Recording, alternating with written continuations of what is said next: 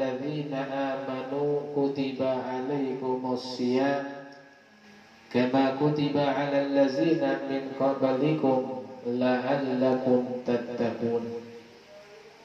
Wa qala Rasulullah sallallahu alaihi wasallam, man shama ramadhana imanan wa ihtisaban ghufira lahu ma taqaddama min dzambihi.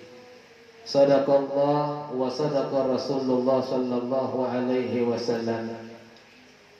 Segenap yang kami hormati para orang tua kami, para sepuh kami, para hujjaj, para asatiz, wabil khusus yang pertama daripada keluarga besar Sahibul Bait, Kakanda Bang Haji Rama Yulis keluarga, juga daripada orang tua kami Bang Zulfikar, guru kita Ustaz Al-Amiri, juga para hadirin hadirat jamaah salat isya tarawih yang mudah-mudahan senantiasa dirahmati Allah Subhanahu wa taala.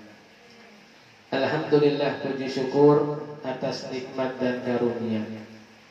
Allah berikan kesempatan kepada kita berjumpa kembali dengan bulan yang menjadi harapan setiap umat Islam setiap tahunnya, daripada bulan Sayyidus Syuhur, pimpinan bulan, bulan yang penuh kemuliaan, yang penuh rahmat maghfirah Allah dan jaminan bebas dari api neraka. Itulah daripada bulan Ramadan yang tanpa terasa sudah memasuki malam ke-8, hari ke-7 daripada bulan Ramadan. Penuh harapan, mudah-mudahan apa yang kita lakukan dari amal ibadah kita, baik lisan maupun perbuatan, baik bacaan maupun yang dilakukan, mudah-mudahan diterima oleh Allah Subhanahu wa taala. Sebab berapa banyak Ramadan tahun lalu yang diawali dengan masa pandemi sampai saat ini, ternyata ketika memasuki Ramadan tahun ini, dahulu mereka bersama kita, namun sekarang sebagian mereka sudah dipanggil oleh Allah Subhanahu wa taala. Tentu kita berharap mudah-mudahan perkumpulan kita menjadi wasilah untuk mereka, doa untuk mereka agar mereka almarhum almarhumah yang telah dipanggil Allah mudah-mudahan diampunkan dosanya oleh Allah Subhanahu wa taala, diterima segala amal ibadahnya, Allah jadikan kuburnya raudhah min riyadil jannah, taman surganya Allah Subhanahu wa taala. Ketika kita mengenang mereka yang sudah meninggal, tentu kita pun akan menyusul mereka. Betul kira-kira Bapak Ibu? Ketika kita mengenang orang yang sudah meninggal, ini sama saja mengingatkan diri kita bahwa kita pun suatu saat nanti kalau sudah waktunya akan menyusul mereka. Makanya ada satu ibarat bercandaan begini,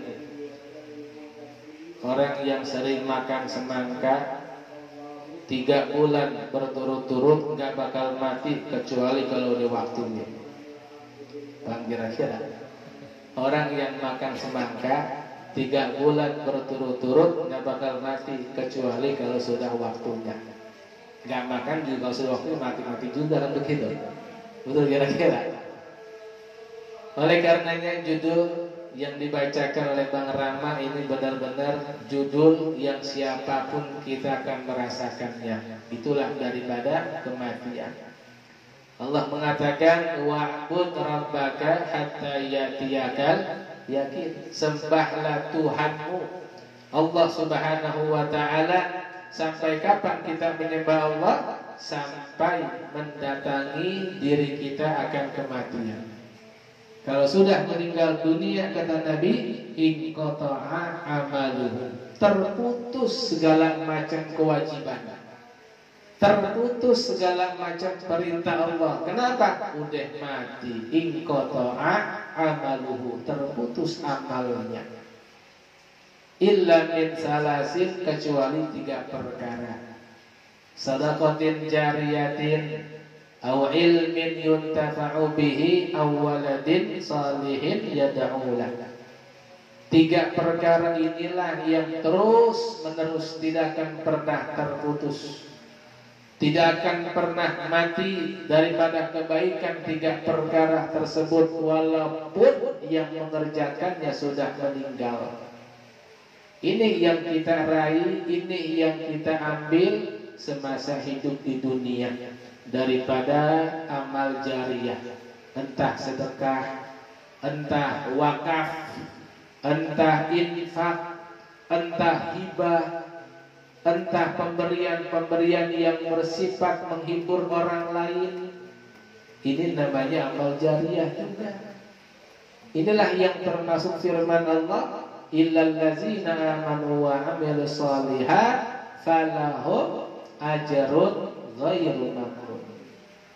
Kecuali mereka yang semasa hidupnya di dunia beriman dan beramal soleh, falahum ajrun, bagi mereka terus mendapatkan pahala, ghairu mamnun, tidak pernah terputus pahala mereka walaupun mereka sudah meninggal dunia.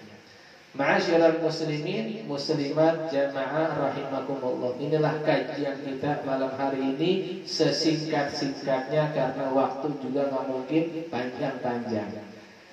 Oleh karenanya di awal-awal Ramadan ini, mumpung masih fase pertama daripada fase turunnya rahmat Allah di malam 10 hari pertama, kita berharap mudah-mudahan malam-malam di bulan Ramadan ini, apa yang dijanjikan Allah Ta'ala menurunkan rahmatnya bagi siapa yang mendapatkannya, mudah-mudahan kita tergolong mereka yang mendapat rahmat Allah Subhanahu wa Ta'ala. Bapak Ibu, sebelum kita membicarakan daripada bulan Ramadan, bulan penuh rahmat, ada juga dalam Islam tempat penuh rahmat. Ada bulan penuh rahmat atau waktu penuh rahmat, ada tempat penuh rahmat. Di antaranya apa? Mekah dan Madinah. Tempat yang penuh dengan rahmatnya Allah Subhanahu wa Ta'ala. Apalagi termasuk masjid, tempat penuh rahmat Allah Subhanahu wa Ta'ala.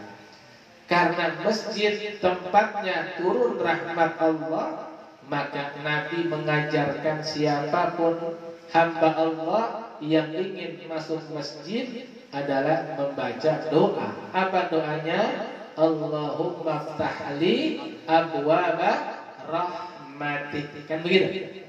Ya Allah, bukakanlah untukku pintu rahmatmu. Masjid tempat turunnya rahmat. Siapa orang yang masuk masjid akan dapat rahmat Allah kalau dia minta. Nah, ini berarti ada persyaratan kalau dia minta. Allahumma ftahli abwaba rahmatik. Ya Allah, bukakan untukku pintu rahmatmu. Sehingga berapa banyak orang masuk masjid karena di awal tidak minta rahmat Allah, maka masuk ke masjid bagi dirinya sia-sia. Ini yang penting kita perbaiki. Masuk masjid ada adabnya. Bukan hanya doa perantara kita dapat rahmatnya Allah, tapi adab masuk masjid pun yang menjadikan diri kita mendapat rahmatnya Allah. Apa diantara adab masuk masjid? Adalah mendahulukan kaki kanan ketika masuk, keluar kaki kiri. Ini adab. Kadang kita dahulukan doa, adabnya ditinggal. Yang paling penting adalah adab, kata Imam Syafi'i, daripada ilmu. Kata beliau dalam satu syairnya, ij'al adabaka kal milhi wal ilma, ya, ij'al adabaka kaddaqiqi wal ilma kal milhi. Jadikan adab, etika seperti tepung, sedangkan ilmu seperti garam. Tepung banyak, garam sedikit sesuai, insya Allah jadi makanan enak. Tapi kalau sebaliknya, garamnya seember, tepungnya sesendok, kira-kira jadi makanan nggak ada? Nggak ada. Nggak ada yang suka. Ilmunya banyak, adabnya nggak ada.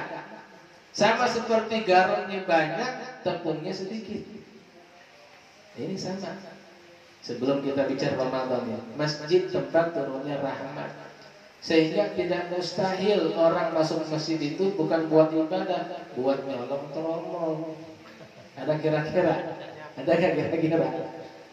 Kenapa kok di masjid masih bisa nyolong?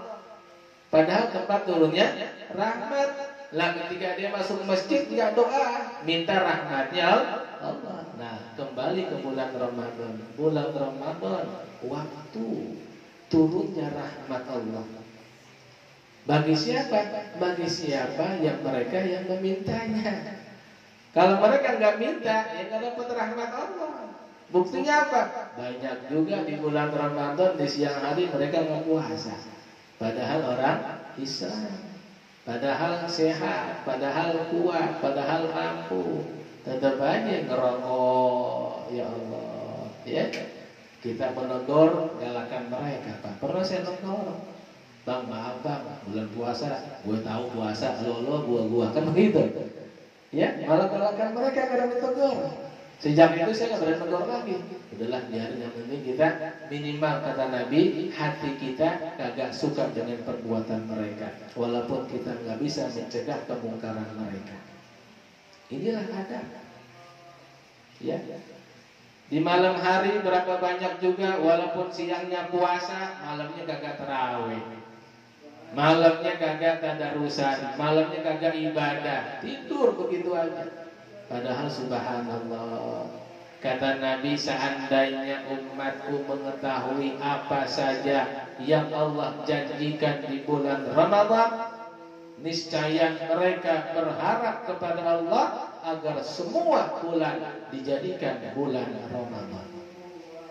Ini penting Bapak Ibu kita tahu. Kenapa Ramadan bulan yang menjadi harapan umat Islam yang tahu? Bagi yang nggak tahu mah biasa-biasa aja Ramadan, betul kira-kira? Yang nggak tahu Ramadan biasa-biasa aja dia. Taunya bulan puasa aja. Padahal bulan Ramadan bulan yang benar-benar menjadikan syafaat buat mereka yang mendapatkannya di hari kiamat. Ini Ramadan nih bulan syafaat Bapak Ibu. Jangan macam-macam kita dengan bulan Ramadan. Orang yang menghormati Ramadan akan dihormati lagi oleh Ramadan di hari kiamat nanti. Sebaliknya orang yang menghina Ramadan akan dihinakan lagi oleh Ramadan di hari kiamat. Kata Nabi, al-jum'ah ila jum'ah wa Ramadan ila Ramadan mukaffiratun lima bainahuma. Dari Jumat ke Jumat, Ramadan ke Ramadan menjadi penghapus dosa di antara keduanya. Bagi yang tahu. Makanya kita bersyukur kepada Allah di malam hari ini kita dipertemukan dalam rangka menuntut ilmu untuk meningkatkan kualitas ibadah kita kepada Allah Subhanahu wa taala. Ma'asyiral muslimin muslimat rahimakumullah. Jadi kembali dalam permasalahan kita bahwa kita semua akan meninggal dunia. Kata Allah, innaka mayyitun wa innahum mayyitun. Wahai Muhammad Rasulullah, engkau manusia yang nanti akan meninggal sebagaimana mereka pun akan meninggal dunia, termasuk kita. Lalu apa yang menjadi pertanyaan buat kita? Apa persiapan daripada menghadapi kematian kita masing-masing? Yang kita nggak tahu kapan kita meninggal, di mana kita meninggal, lagi ngapain kita meninggal. Inilah rahasia Allah. Sehingga Nabi memberikan cara agar meninggal kita dalam keadaan husnul khatimah. Kata Nabi, yamutul mar'u ala ma'asha alaihi. Seseorang akan meninggal dunia sesuai kegiatan hidupnya di dunia. Seseorang akan meninggal dunia sesuai daripada kegiatan hidupnya di dunia. Itu saja Bapak Ibu yang menjadi pelajaran buat kita itu. Kalau kita kepengen meninggal dalam keadaan sujud, maka banyakin sujud. Tentu gak sujud doang, artinya banyakin sholat. Kali lagi sujud, meninggal kan begitu, ya kan? Banyakin sujud. Meninggal kepengen dalam keadaan taklim, lagi ngaji meninggal, banyakin juga rajin menghadiri pengajian. Meninggal dalam keadaan di tanah suci, banyakin juga ada rezeki, pergi mulu ke tanah suci. Masih banyak wasilah-wasilah amal soleh yang menjadikan diri kita meninggal dalam berbuat amal soleh. Jadi jangan cuma harapan doang. Makanya ayat dalam berpuasa itu, ya ayyuhallazina amanu kutiba alaikumusiyam kama kutiba alal ladzina min qablikum la'allakum tattaqun. Ini mohon maaf, kebanyakan kita mengartikan la'allakum tattaqun, semoga kalian bertakwa, kan begitu arti dalam departemen agama. Ya, semoga kalian jadi orang bertakwa. Padahal bukan seperti itu artinya tuh. Ya ayyuhallazina amanu, wahai orang-orang yang beriman, kutiba alaikumusiyam, diwajibkan atas kalian berpuasa, kama kutiba alal ladzina min qablikum, seperti orang-orang sebelum kalian, la'allakum tattaqun, niscaya kalian akan bertakwa. Jadi begitu. Kalau semoga kalian bertakwa, ini kan harapan. Tapi kalau niscaya kalian akan bertakwa, ini jaminan. Beda harapan dengan jaminan. Kalau harapan kadang dapat, kadang kagak. Tapi kalau jaminan udah pasti dapat. Udah pasti dapat.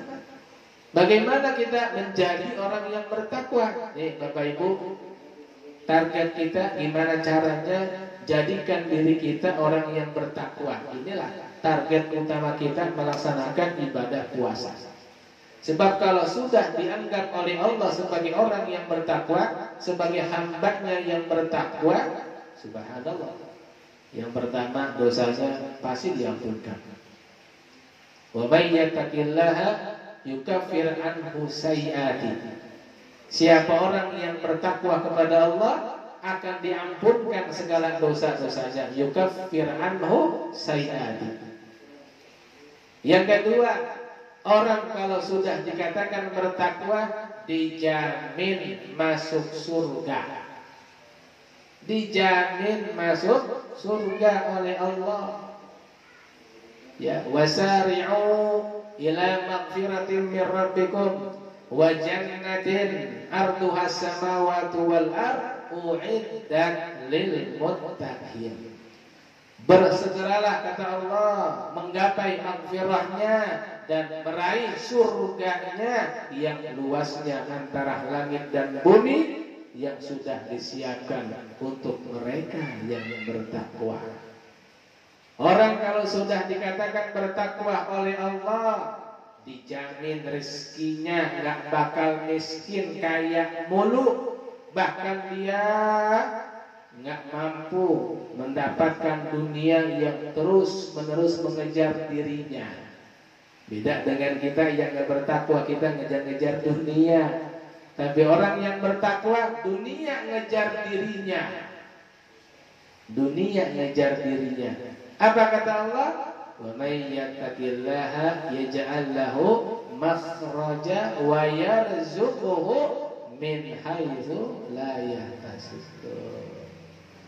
Masih banyak lagi jaminan Allah bagi mereka yang sudah dinamakan hamba yang bertakwa.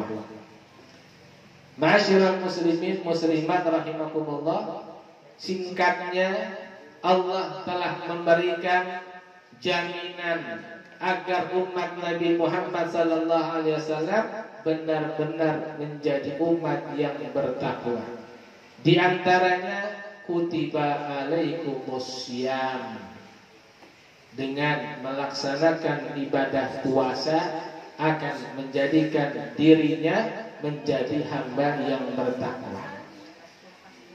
Namun puasa yang bagaimana yang menjadikan seseorang bertakwa kepada Allah Subhanahu wa taala? Syarat yang pertama yang utama kata Allah dengan panggilan seruan ya ayyuhallazina amanu. Ini syarat utama.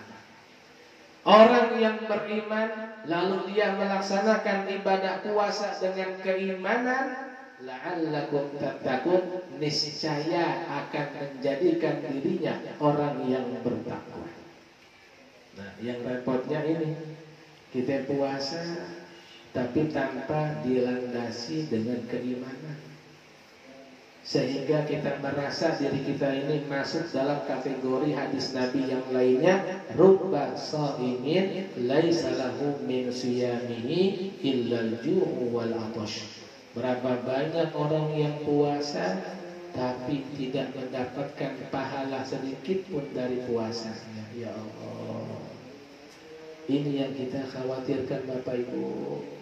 Kita puasa dari sejak akil balik sampai saat ini, ada yang sudah puluhan tahun, ada yang sudah 30 tahun, 40 tahun, 70 tahun puasa Ramadan tiap tahun, tapi kita merasa masih banyak dosa yang belum diampunkan oleh Allah. Padahal setiap tahun kita mendengar sabda Nabi dari para ustaz-ustaz kita, man shoma ramadhana imanan wahtisaban ghufira lahu ma taqaddama min dzambi. Siapa orang yang puasa Ramadan dengan penuh keimanan, dengan penuh keikhlasan, niscaya diampunkan dosanya oleh Allah. Ini yang menjadi pelajaran buat kita, saudara. Oleh karenanya terus kita minta pertolongan sama Allah, terus minta kekuatan dari Allah agar kita benar-benar menjalankan Ramadan ini dengan penuh keimanan kepada Allah Subhanahu wa taala. Yang berikutnya juga jangan lupa, di awal Ramadan dan saat ini masih awal-awal Ramadan, Nabi memberikan konsep man fariha bidukhuli Ramadan harramallahu jasadahu 'alan niran. Siapa orang yang demen, yang cinta, yang senang, yang gembira dengan datangnya bulan Ramadan, niscaya akan diharamkan jasadnya dari api neraka. Kalau bahasa orang Jakarta, pokoknya kita demen dulu dah sama Ramadan. Demen dulu. Kalau demen sama Ramadan, apapun yang terjadi di bulan Ramadan pasti terasa ringan kita mengerjakan. Terasa ringan. Satu contoh, kalau ada saudara-saudara yang cinta sepak bola, ya, cinta sepak bola, apalagi Piala Dunia, jam berapapun tayangannya, jam 1 pagi kah, jam 2 pagi kah, pasti ditungguin. Tuh mata udah ngantuk banget, dimelek-melekin biar bisa nonton bola. Kenapa? Sudah ada rasa demen, rasa cinta sama sepak bola. Dia nggak peduli tayangan jam berapapun, akan dikejar sama dia. Orang yang hobi mancing juga sama begitu. Orang yang hobi mancing karena sudah demen sama mancing, dari mulai pagi sampai sore nongkrong aja begitu. Padahal tuh ikan nggak ngambil, ya. Baik, kalau mancing di bulan Ramadan jangan siang-siang. Kenapa? Ikan lagi puasa. Ikan tahu lah, ya gue dipancing, nggak bisa dipancing, ya. Itu orang kalau sudah demen pancing, jam berapapun, bahkan berapa jam pun dia nongkrong nggak terasa capek. Beda dengan orang yang nggak suka mancing, duduk setengah jam dia pegel banget. Kenapa? Nggak ada rasa suka dengan mancing. Nah, jadi pertama demen dulu sama Ramadan. Kalau sudah demen, insya Allah apapun yang kita kerjakan terasa ringan. Yang terakhir, Ramadan bulannya Al-Quran. bulannya Al-Quran. Pengen sempurna puasanya, sempurnakan bacaan Quran. Kalau kita di luar Ramadan mungkin susah khatam Al-Quran karena kesibukan yang luar biasa, kesibukan kerjaan atau kesibukan pengangguran. Ada kira-kira kesibukan pengangguran, ada kira-kira? Ya, ada orang padahal punya kerjaan, sibuk aja dia. Sibuk nonton TV, sibuk main catur, sibuk jalan-jalan, padahal nggak punya kerjaan, gitu kan? Ya, orang ketika di luar Ramadan susah mengkhatamkan Quran. Coba usahakan Ramadan kalau bisa walaupun 1 kali khatam, alhamdulillah. Usahakan khatam Quran bulan Ramadan. Ada yang nyeletuk, alhamdulillah Pak Ustaz, tiap Ramadan saya khatam Quran Pak Ustaz. Alhamdulillah, bagus Bu. Gimana cara bacanya Bu? Alhamdulillah, begitu tanggal 1 Ramadan saya sudah baca pas ke juz 29. Berarti Ramadan berapa juz? 1 juz. Yang penting kan khatam judulnya Bu ya. Ya kan? Nggak apa-apa. Usahakan. Kalau kita melihat orang-orang soleh, para wali-wali, ya Allah, kita ini nggak ada apa-apanya Bu. Nggak ada apa-apanya. Imam Syafi'i radhiyallahu anhu yang punya mazhab Syafi'iyah. Beliau di luar Ramadan khatam Quran sehari 2 kali. Sehari 2 kali khatam Quran. Pagi sekali, malam sekali. Di bulan Ramadan khatam Quran subhanallah 4 kali. Pagi 2 kali, malam 2 kali. Sayyidina Utsman bin Affan radhiyallahu anhu di luar Ramadan 4 kali. Di dalam bulan Ramadan 8 kali khatam sehari. Ya Allah. Sehari 8 kali khatam Quran tuh bacanya gimana tuh? Gimana kita harus baca? Orang yang hafal Quran aja zaman sekarang nggak bisa sehari khatam Quran, susah. Al-Habib Hasan bin Shalih Al-Bahar, ulama besar di Hadramaut. Beliau salat tahajudnya tiap malam 2 rakaat. Ya, tahajudnya 2 rakaat, sama kayak kita. Kalau beliau tiap malam, kita setahun sekali doang tahajudnya. Tapi tahajud beliau tiap malam Bu, Al-Habib Hasan bin Shalih Al-Bahar. Salat tahajud 2 rakaat tiap malam. Rakaat pertama khatam Quran. Gimana cara bacanya itu? Rakaat kedua baca kulhu-nya, kulhu 9.000 kali. Coba gimana kira-kira? Ada nggak yang sekarang seperti itu? Inilah orang-orang soleh yang dapat titipan ilmu dari Allah untuk diamalkan, bukan untuk diperdebatkan, apalagi untuk menyalahkan. Nggak pernah tuh mereka. Ya, sama seperti kita kan. Ya ayyuhallazina amanu kutiba alaikumusiyam kama kutiba alal ladzina min qablikum la'allakum tattaqun. Semua kita hafal nih ayat, familiar. Tapi apakah kita mengamalkan ayat tersebut? Allahu a'lam. Begitu kan? Inilah yang menjadi pelajaran buat kita. Belum lagi tahajud mereka subhanallah. Ini cuma motivasi doang Bu, walaupun kita nggak bisa ngerjain. Biar kita tahu gimana sih amal orang-orang soleh, ya kan? Tahajud mereka ada tadi tuh 2 rakaat, tapi luar biasa kualitasnya. Ada lagi setiap malam tahajud mereka 1000 rakaat. Ya. 1000 rakaat gimana caranya tuh? Kita hari salat tarawih ada yang 23 rakaat, ngos-ngosan kita. Ada yang 8 rakaat yang tadi 4-4-3, atau yang 2-2-2. Ya kita capek. Ini 1000 rakaat, gimana caranya? Coba. Ya kan? Kenapa seperti itu? Karena keberkahan waktu mereka.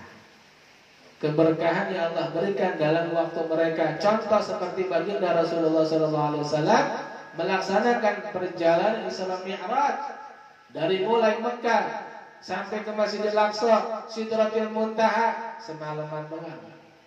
Yang padahal logika nggak mungkin.